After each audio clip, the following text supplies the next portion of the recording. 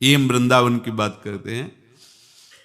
भिक्षा मांगने जाते थे, बिहारी जी के सामने से गली है, और वो बाबा गृहस्थ होते हुए भी विरक्त थे, वेशभूषा गृहस्थ परिवार में रहते थे।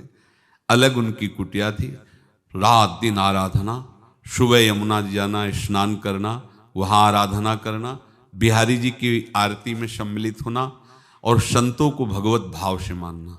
वही बिहारी जी में देख करके फिर हमें ले गए थे घर, बोले जब आपका मन हो तब यह आपका घर है, यहाँ भिक्षा पाने आओ। तो 12-15 वर्ष, और तो उनके यहाँ हमने देखा कि उनकी जो लड़के की बिटिया थी वो सयानी हुई, लड़का उसमें थे रेलवे में, तो उनको तो समय नहीं था। तो बाबा से कहा कि बाबा बिटिया सयानी हो गई, तो जो आपके पुत्र हैं वो तो रेलवे में, तो आप कैसे ब्याह करोगे, कभी तो आपको जाना चाहिए, आपकी दिनचर्या ऐसे जाए। बोले बिहारी जी है ना, वो जाएंगे, दूल्हा तय करेंगे, वही सब करेंगे। बाबा हमारे बिहारी जो हैं वही सब करते हैं, हम वृंदावन छोड़ के न कभी गए हैं और न कभी। ऐसे ब्रज निष्ठा वाले और ऐसे भजनानंदी कि एक वस्त्र केवल लंगोटी धारण करके, चाहे भीषण सर्दी हो, 4 बजे यमुना स्नान और वहीं बैठना और आराधना करके फिर आला। मतलब बहुत आनंद आता था उनसे बात करके, उनके पास बैठ करके।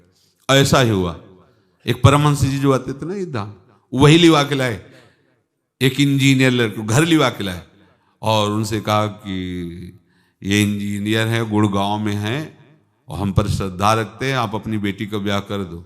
बेटी को ब्याह हो गया उनसे, दहेज नहीं, कोई बातचीत नहीं, कोई ऐसे हुआ जैसे वो चाह रहे थे कि बिहारी जी करेंगे। देखा है, आश्रित, भगवद आश्रित, और शरीर छोड़ने के 15-20 दिन पहले ना अन्न ना जल, पहले ऐसी निष्ठा किसी योगी में ही होती है जो भगवत चरणारविंद। आश्चर्य, बलराम जानते हैं ब्रजवासी, वहां दर्शन कराए हैं उनको, एकदम भगवत निष्ठ। तो ऐसा कोई ना सोचे कि गृहस्थी में होकर के ऐसा, आप आश्रित तो होइए प्रभु के। चमत्कार तभी तो दिखाई देगा जब आप भगवत आश्रित हो गए। जग के मिलन बिछोह सब मान और अपमान, लाभ हानि जीवन मरण हो सब एक समान। जिस समय भगवत प्रेम हृदय में उदय होता है तो जीवन मरण लाभ हानि सब समान हो जाते हैं। ये प्रेम अमोघ वस्तु है, और ये प्राप्त उसी को होता है जिसने एकमात्र प्रभु को अपना मान लिया, दूसरों न कोई। जो प्रेम मार्ग का उपासक होता है जगत की दृष्टि में मर जाता है और भगवत दृष्टि में अमर हो जाता है। जगत की दृष्टि में मर जाता है, ना वो किसी के काम का रहा, ना कोई उसके काम का रहा। इसी को ही मरना कहते हैं। किसी के काम का वो नहीं रहा और न कोई उसके काम का रहा, ये भगवत मार्ग में अमर है। जगत मार्ग में वो किसी के काम का नहीं रह जाता।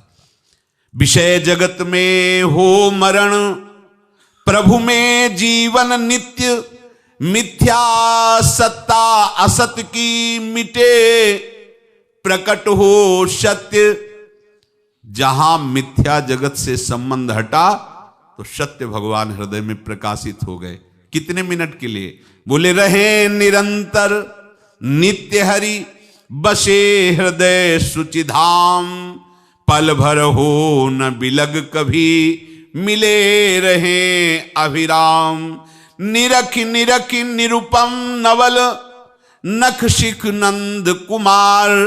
आनंदम बुद्धि उठे, नव नव ऊर्मी अपार।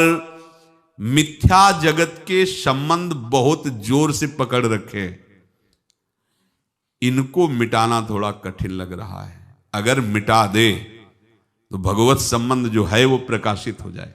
भगवत संबंध प्रकाशित हो तो भगवान रुक नहीं सकते, छुप नहीं सकते, वो हृदय में प्रकाशित हो जाए। निरंतर नित्य हरि उसके हृदय में दर्शन देते हैं। पहले सब संबंध को मिटाए, यही सत्संग की महिमा होती जो समस्त रागों को मिटा देता है। प्रभु से केवल अपनापन, ये सब सत्संग की निचोड़ बात है। सब कुछ संभल जाएगा, बस केवल प्रभु से अपनापन। झूठ से ही मानना शुरू कर दो, वो सत्य हैं, वो अनुभव में आ जाएंगे। ये झूठे संबंधों को मानने से ही हमारा इतना राग दृढ़ हुआ है। न मानने से कट जाएगा। न मम, ये मेरे नहीं है, ये मेरा नहीं है। एक जन्म में ये खेल खेल लो, बहुत जन्मों में सब कर लिया, एक जन्म में खेल लो। एक बस इतना शब्द याद रखो, न मम, मेरा कुछ नहीं, न मेरा शरीर, न मेरी वस्तुएं, न मेरा धन, न मेरी संपत्ति, न मेरे रिश्ते, न मेरे नाते। क्या मेरे, क्या बस श्यामा श्याम। एक बस इतना सूत्र रख लो हृदय में, न मम। और मम ही जन्म बंधन का हेतु है। ये सब मेरा, मेरा धन, मेरी संपत्ति, मेरे रिश्ते नाते, ये सब। और न मम, यही अमरत्व है। इसे स्वीकार करो तो श्यामा श्याम का संबंध आपके हृदय में जागृत हो जाएगा, प्रकट हो जाएगा, प्रकाशित हो जाएगा। पल भर हो न बिलग कभी, मिले रहे अभिराम। युगल सरकार एक पल के लिए भी कभी अलग नहीं होंगे। शुद्ध प्रेम राधा माधव का सहज मिटा देता सब चाह। रहती नहीं मोक्ष सुख इच्छा, नहीं नरक दुख की परवाह। जहां प्रिया प्रीतम का प्रेम हृदय में प्रकाशित हुआ, अब कोई चाह नहीं रह जाती। न मोक्ष की चाह, न कोई लोक लोकांतर के सुख की इच्छा, न नरक के दुख की परवाह। एक अलवेली मस्ती होती है हृदय में। इसी मस्ती के प्राप्त करने के लिए मनुष्य जन्म मिला है। अब ये मस्ती प्राप्ति किए बिना ये शरीर छूट न जाए, ये सावधानी रखो। ये वस्तु प्राप्त होना ही चाहिए। श्यामा श्याम के चरणों का अनुराग, यही हमारे जीवन का परम लक्ष्य है। शेष चर्चा की। श्री राधा वल्लभ लाल की।